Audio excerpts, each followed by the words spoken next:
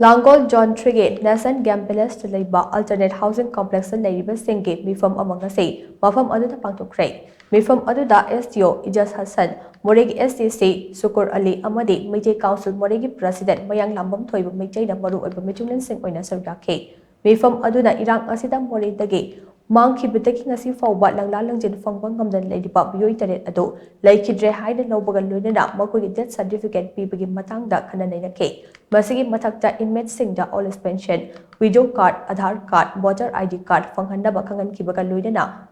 tengbang potlam kaya yentokhe Meepham aduda Moreh STO Ijaz Hassan na hai inmate singna pamniba khudingmak thabakta onthoknaba mari leinaba department singi makok thongba officer singa tanaragani hainasu thajaba piramkhe haire yam nungaijeng ngasi akoina punjariba aina punjariba se akoigi Morehgi ichinnaw nungsijaraba sing IDP oina leiriba akoigi Langol gi alternate housing campus adudani ngasi unaba asida akoigi leiriba ichinnaw singsi awana nungaitaba amadi awat pakyam romgi akoi khanajai amasung akoigi honorable CM sir na paikaliba akoigi